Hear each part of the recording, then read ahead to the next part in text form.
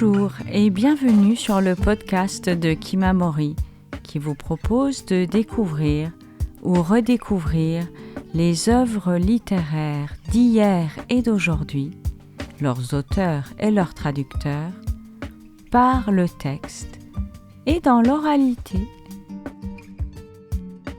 C'est avec une grande émotion que nous partageons avec vous cette semaine une série autour de l'œuvre de Patrick Deville, et plus précisément de son cycle de romans sans fiction Abracadabra. Hier, vous avez écouté Norbert Charny nous introduire cette œuvre. À partir d'aujourd'hui, vous pourrez découvrir des extraits des 9 romans déjà parus de Abracadabra, lus par le comédien Denis Lavant. La parution du prochain titre de Abracadabra est prévue pour le début d'année 2027. Plongeons aujourd'hui dans Kampuchea, paru en 2011 aux éditions du Seuil, disponible en relié et en format poche.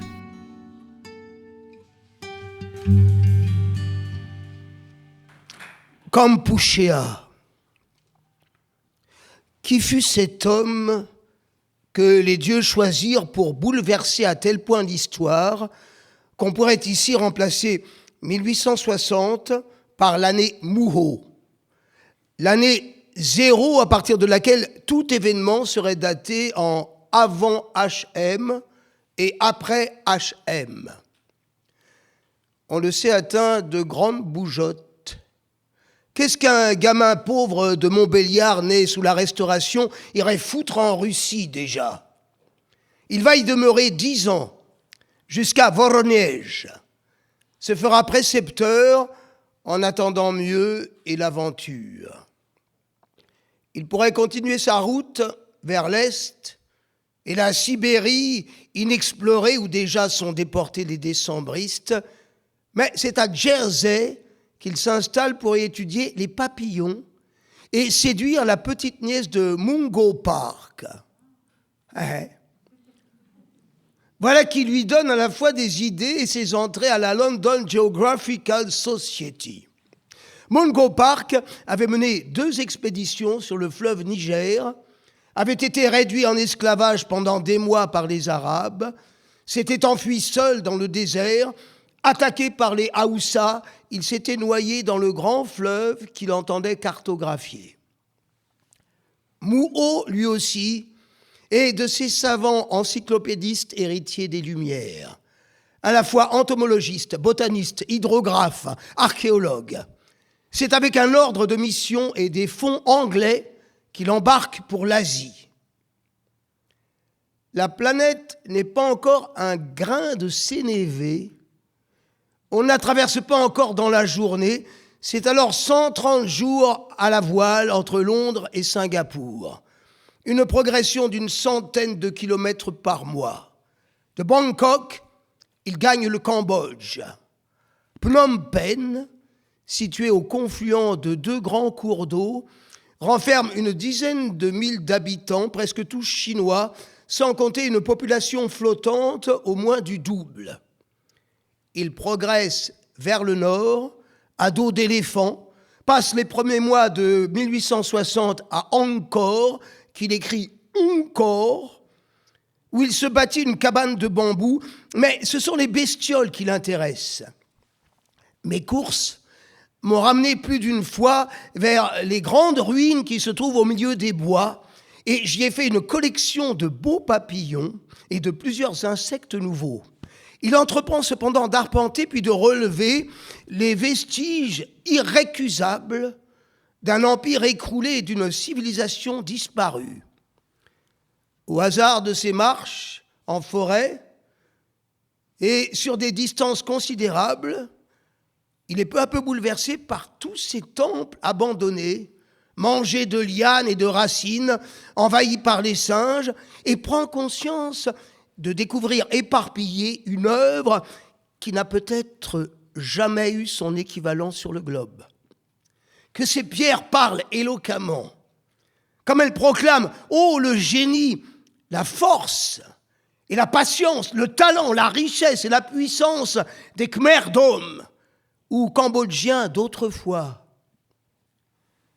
Muho navigue sur le grand lac Tonle Sap, qu'il écrit Tuli Sap.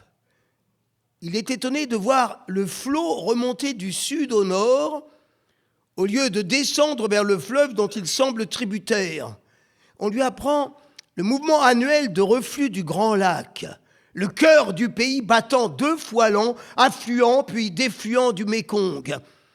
Le débordement périodique des eaux se charge dans la plaine de rendre la terre d'une fertilité extraordinaire. Ici, l'homme n'a qu'à semer et planter, il abandonne le soin du reste au soleil, et il ne connaît ni ne sent le besoin de tous ces objets de luxe qui font partie de la vie de l'Européen. On dirait du Jean-Jacques Rousseau, le botaniste, 80 ans plus tôt, ou du Pol Pot, un siècle après. L'amour de la nature et la haine de la modernité, le goût de la vie simple et frugale, la soif d'aventure lui bombe le torse. Il manie le pluriel emphatique. Nous avouons sincèrement que nous n'avons jamais été plus heureux qu'au sein de cette belle et grandieuse nature tropicale, au milieu de ces forêts dont la voix des animaux sauvages et le chant des oiseaux troublent seuls le solennel silence. Ah!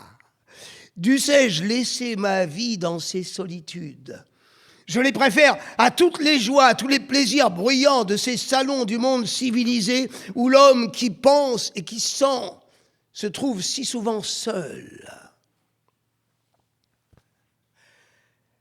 Les civilisations à leur apogée aiment contempler l'apogée des civilisations disparues et frissonner devant l'avenir.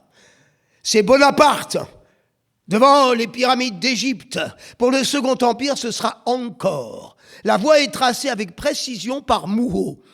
Vers le 14e degré de latitude et le 102e de longitude, à l'orient de Paris, se trouvent des ruines si imposantes, fruit d'un travail tellement prodigieux qu'à leur aspect, on est saisi de la plus profonde admiration et qu'on se demande ce qu'est devenu le peuple puissant, civilisé et éclairé, auquel on pourrait attribuer ces œuvres gigantesques.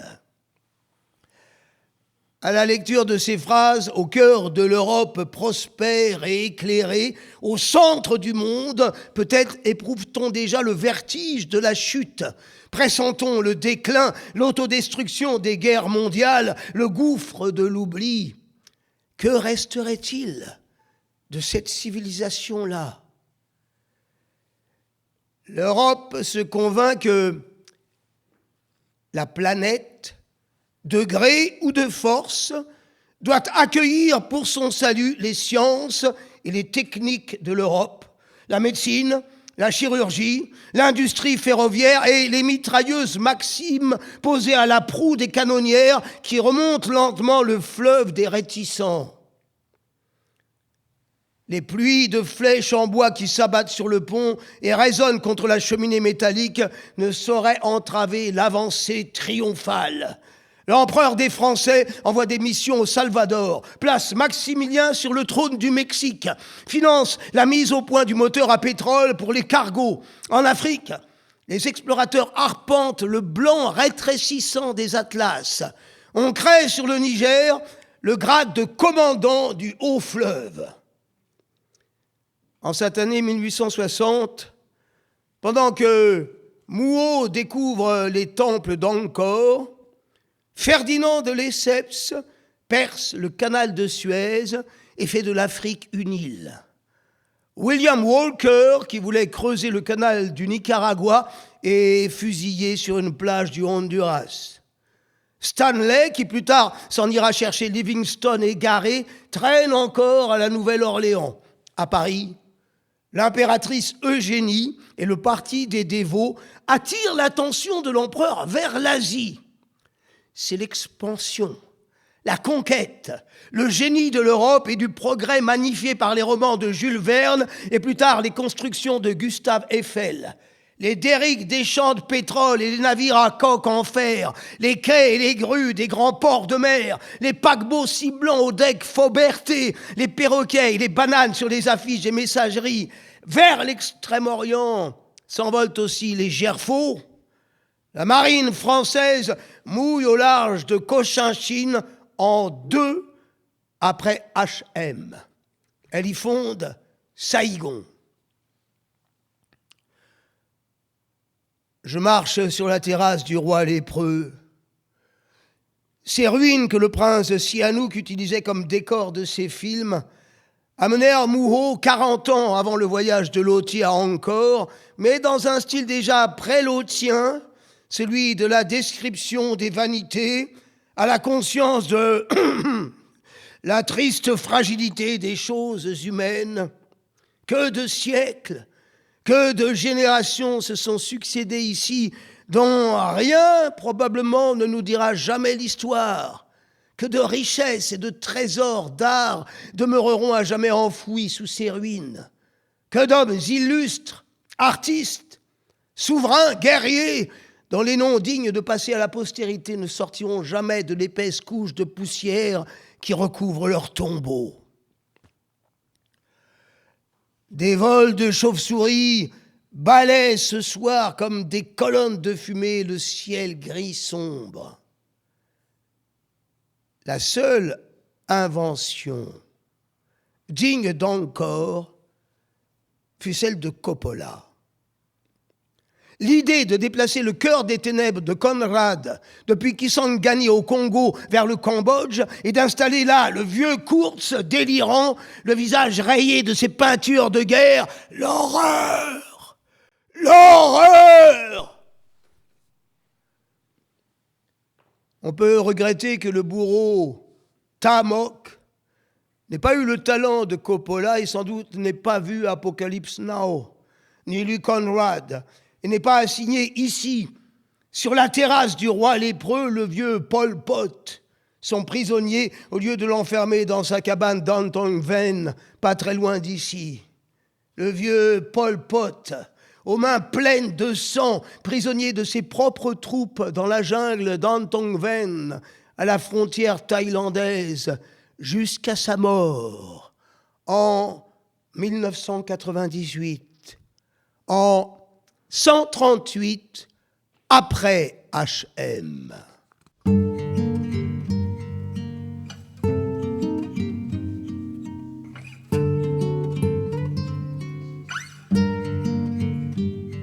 Vous venez d'entendre un extrait de Kampuchéa de Patrick Deville, lu par Denis Lavant.